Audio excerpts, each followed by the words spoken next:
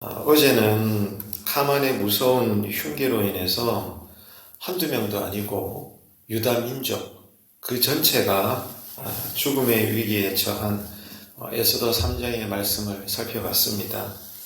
하만의 계략에 대해서 놀랍게도 왕이 허락을 합니다. 그래, 그렇게 해라. 선포를 하게 되죠. 그래서 온 나라의 유다인들은 큰일 났습니다. 이제 조서가 떨어졌기 때문에 죽을 날만 남은 거예요. 그래서 모든 유다인들이 베옷을 입고 죄를 뒤집어 쓴 채 통곡을 합니다. 그 가운데 모르드게 역시 대궐 문 앞에서 대성통곡을 하죠. 왕이시여, 어찌 그럴 수가 있냐고. 우리 유다인들을 정말 다 말살시킬 거냐고. 지금 뭐 하시는 거냐고. 뜻을 돌이키라고 대성통곡을 합니다.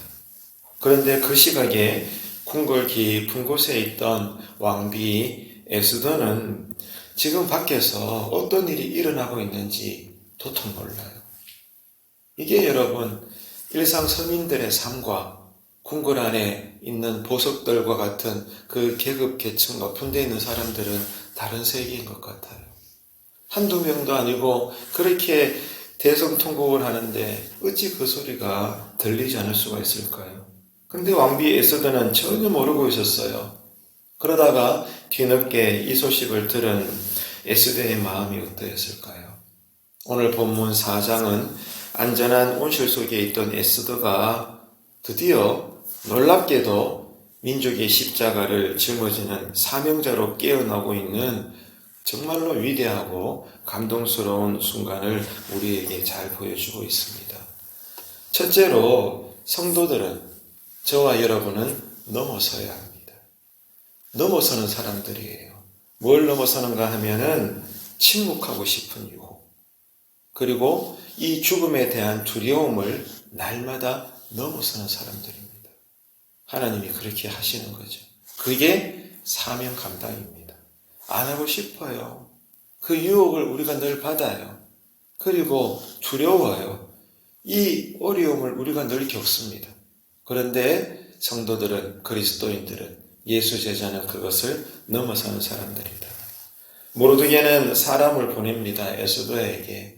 이제 왕비가 되었으니까 에스더에게 사람을 보내서 이렇게 부탁합니다. 왕에게 나아가서 우리 유다 민족을 살려달라고, 너는 왕비니까 간절히 부탁해라. 그래야 된다. 이렇게 간청을 합니다. 그런데 에스더의 첫 반응은 머뭇거리는 겁니다. 이렇게 말하는 거예요. 삼촌, 그렇지 않아요. 내가 아무리 왕비지만은 왕의 부름을 받지 않고 나아가면 나 역시 죽어요. 이게 이 나라의 법입니다. 그리고 왕이 나를 부르지 않은 지가 벌써 한 달째가 지나가고 있어요. 삼촌이 몰라서 그래요. 내가 왕비라고 해서 그냥 아무렇게나 저 높은 왕에게 나갈 수 있는 게 아니에요, 삼촌. 이렇게 이야기해요. 여러분, 에스더의 말이 맞아요? 틀려요? 맞죠. 너무나 맞는 말이에요. 왕비라고 해도 목숨을 걸어야 하는 위험한 일을 지금 모르드게가 부탁을 하고 있는 겁니다. 또 그런데다가 지금 궁궐 안은 안전합니다. 유다인들이 멸절을 당해도 왕비인 에스더는 죽지 않아요. 궁 안의 사람인데요. 그리고 이미 권세를 가졌는데요. 나서지만 않으면 자기는 살 수 있어요. 무슨 말입니까? 우리에게도 이런 침묵의 유혹이 찾아온다는 거죠. 내 가정, 내 울타리, 내 삶이 평안하면 세상이 아프다는 거 괜찮아. 교회가 조금 힘들고 어려워지는 거 그래 뭐 그런가 보다. 내가 굳이 나서서 손해볼 필요가 있나 모른 척하고 싶을 때가, 그 유혹이 함께 했다가 나도 많은 것들을 내놔야 되는데, 어려워지는데, 힘들어지는데 그 부담감이 찾아올 때가 얼마나 많은지 몰라요.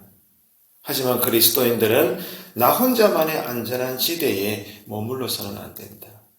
이게 바로 하나님으로부터 나오는 사명입니다.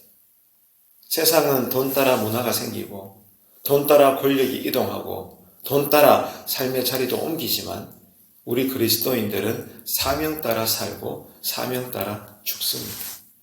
오늘 새벽에 나오신 것 잘하셨습니다. 근데요, 이게 기도자의 사명입니다.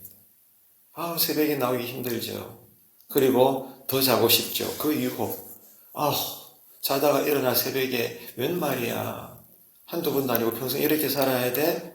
내 마음에 인간적인 무거움이 왜 없을까요? 근데 예수 제자는 예수를 믿는다는 것은 그것을 넘어서는 것입니다. 이 사명대로 오늘 또 살아내시는 이 땅에서의 하나님 나라의 백성이 되시기를 바랍니다. 두 번째로는 깨닫게 하십니다. 오늘 이 에스더 4장을 읽을 때 우리 예수 믿는 자는 깨닫게 돼요. 그게 뭔가 하면 이때를 위함이 아닌지 누가 알겠느냐. 바로 이때를 위하여 하나님이 나를 부르시고 세우셨구나. 그 사명의 자리를 깨달으라, 그 말씀이에요. 모르드게의 강력한 요청 앞에 머뭇거리는 에스더를 향해서 모르드게가 아주 유명한 영적인 도발을 던지지 않습니까? 14절 우리 다시 한번 읽어보도록 하겠습니다. 14절 다시 읽을게요.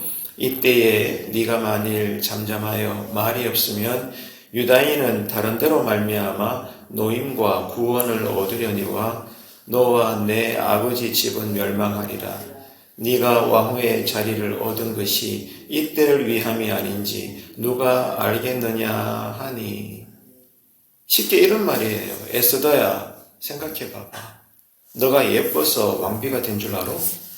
너가 똑똑해서 그 높은 자리에 올라간 줄 아는 거야? 아니잖아. 바로 오늘처럼 민족이 죽음의 위기에 처한 이때에 헌신하라고 하나님이 너를 미리 그 자리에 올려놓으신 거잖아. 너 알잖아. 이렇게 지금 삼촌이 이야기하는 거예요. 모르드게는 에스더에게 무서운 책망을 하고 있는 겁니다. 그리고 하나님의 부르심을 깨닫게 하고 있어요. 하나님 오늘 우리에게 건강을 주시고 물질을 주시고 직장을 주신 이유가 무엇 때문일까요?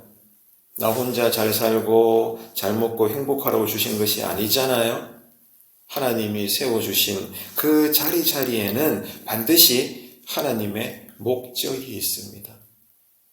우리는 우연히 만들어진 존재가 아닙니다. 우리는 우연히 어쩌다가 조금 더 사랑을 받아서 예수 믿는 자로 거듭나 지금 사는 게 아닙니다. 예수를 믿는다고요?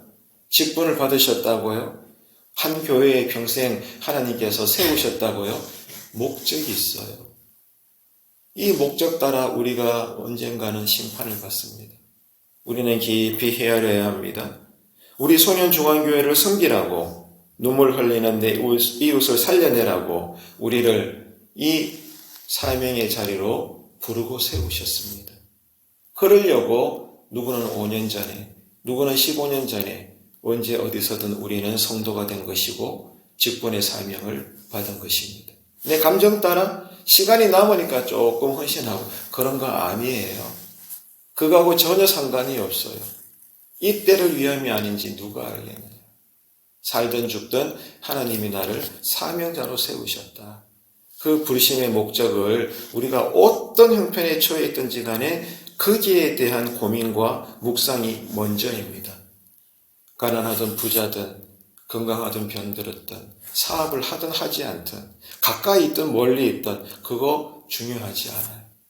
하나님은 우리에게 목적을 주셨다. 이것이 우리에게 사명에 대한 부담감, 부르심의 내용인 것입니다. 마지막 세 번째로 하나님께서는 내려놓고 이제 너 결단해라 라고 요구하십니다. 뭘 내려놓아야 할까요? 내 머리에서 나오는 이해 타산을 내려놓고 그러면 뭘 결단해야 될까요? 죽으면 죽으리다. 에스더의 그 유명한 믿음의 고백, 죽으면 죽으리다 결단하라고 하나님 우리에게 밀어붙이십니다. 모르드게의 이 피를 토하는 외침에 에스더의 영혼이 마침내 깨어납니다. 살 수 있는 확률이 얼마나 될까? 내 머릿속으로 온갖 계산을 하던 이해 타산을 이제 에스더 역시 스스로 완전히 박살내버립니다. 그리고 위대한 신앙의 선포를 던집니다. 삼촌에게 이렇게 말합니다. 삼촌, 알겠어요. 나를 위해서 먼저 3일간 금식해 주세요. 저도 금식할게요. 그리고 난 다음에 규례를 어기고 왕비인 내가 왕 앞에 나아가겠습니다. 죽으면 죽죠 뭐. 생각해 보니까 삼촌 말이 맞아요. 하나님이 나를 왜 이곳에 세우셨는가 저도 동의합니다. 알겠어요 삼촌. 저 금식할게요. 우리 함께 금식이에요. 기도하고 난 다음에 제가 이제 실행할 테니까 하나님이 살리시면 살고 죽이시면 죽지 않겠어요? 뭐 어쩌겠어요.